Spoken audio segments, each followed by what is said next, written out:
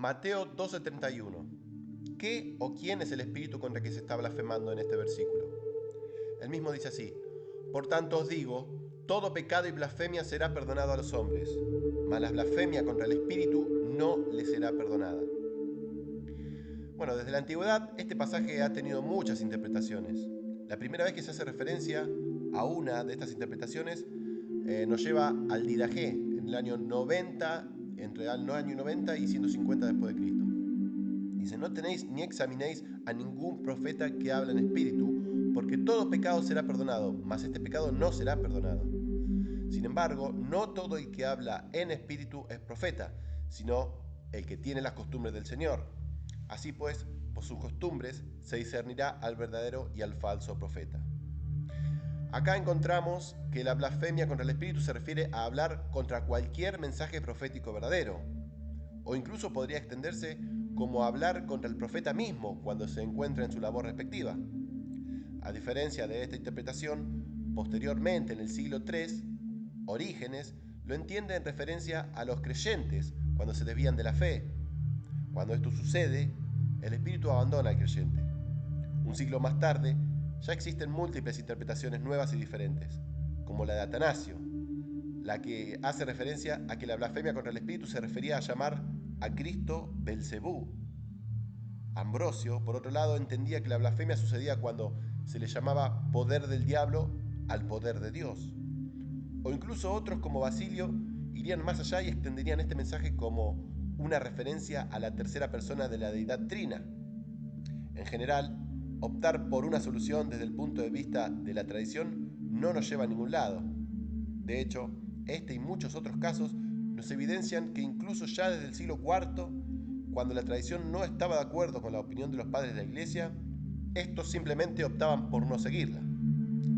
En esta ocasión, y sin ser dogmáticos, me gustaría presentar una de las tantas posibles interpretaciones, la cual personalmente considero la más probable planteada por R.T. France, que dice así: Mateo ha reunido aquí dos dichos relacionados y desconcertantes que se encuentran en Marcos 3:28-29 y Lucas 12:10, de modo que la interpretación de cada uno se rige por el otro. El dicho de Marcos contrasta la blasfemia contra el Espíritu Santo, que es imperdonable, con los demás pecados y blasfemias, que pueden ser perdonados, que en Lucas se especifica como la blasfemia perdonable, al decir una palabra contra el Hijo del Hombre.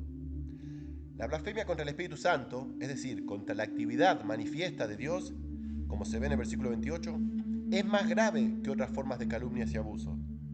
La blasfemia suele ser un discurso contra Dios en la Septuaginta, pero en el griego secular también se usa de calumnias en general, así también en Romanos 3:8 y 1 Corintios 10:30. Aquí indica una negativa deliberada a reconocer el poder de Dios, una orientación totalmente pervertida, como la de Isaías 5:20, los que a lo malo llaman bueno y a lo bueno llaman malo. Esto era lo que estaban haciendo los fariseos al atribuir las curaciones de Jesús al poder satánico. Bueno, como apreciamos, la exégesis de France no abarca solo la unidad inmediata de 31-32 para dilucidar el significado de la misma. Este abarca también el contexto anterior y el posterior, que en mi opinión es el mejor método de análisis exegético. En este contexto, en el contexto exterior, el versículo 28 es clave para determinar el sentido del espíritu. Pero si yo expulso los demonios con el espíritu de Dios, es que ha llegado a vosotros el reinado de Dios. La gravedad de la ofensa, el paralelismo de los pasajes respecto al medio o instrumento empleado por Jesús para lograr sus objetivos y el propósito como el reino de Dios nos ayudan a comprender mejor el pasaje. Por supuesto, las cosas de Dios también pueden incluir a Dios mismo, y ese parece ser el motivo por el cual encontramos un tono personal al expresar este pasaje y al emplear la idea de blasfemar. Específicamente, en este contexto del Evangelio de Mateo, se puede entender que el Espíritu, visto en paralelismo con el Hijo del Hombre, nos sugiere el ser entendido como un personaje, el cual es Dios. Pero la idea de blasfemar no está atada o ligada únicamente al sentido personal. En las Escrituras, el concepto de blasfemar no va dirigida necesariamente a un personaje. Ya desde el Antiguo Testamento, en general, la cultura judía y por supuesto en el Nuevo Testamento, la blasfemia se podía dar no solo a Dios, sino también a las cosas sagradas. o impersonales. La atención no está puesta únicamente en el espíritu como un personaje aislado, sino que aplica todo lo que representa, la dimensión y la realidad de Dios, su fuerza, su poder, su actividad.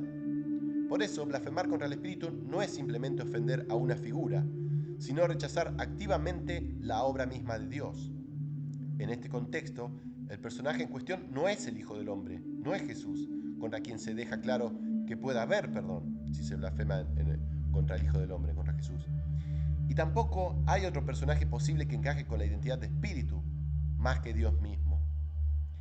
El llamado pecado imperdonable no se menciona solo aquí, sino también en Hebreos 6, 4, 6, 10, 26, 31 y 1 Juan 5, 16, basándose en el pecado con mano altiva de Números 15, 30 al 31, que se refiere a una blasfemia desafiante contra el Creador, contra Chut-Kei Bat-Kei, castigada con la separación del pueblo del pacto, probablemente mediante ejecución. La gran pregunta es, ¿por qué todas las demás blasfemias pueden ser perdonadas, pero no la cometida contra el Espíritu?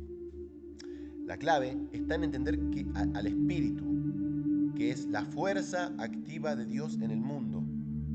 Calumniar a Dios o incluso a Jesús es algo grave, pero calumniar la obra de Dios que actúa en el mundo a través del Espíritu es aún más profundo. El Espíritu es el instrumento mediante el cual la salvación escatológica de Dios ha entrado en el mundo.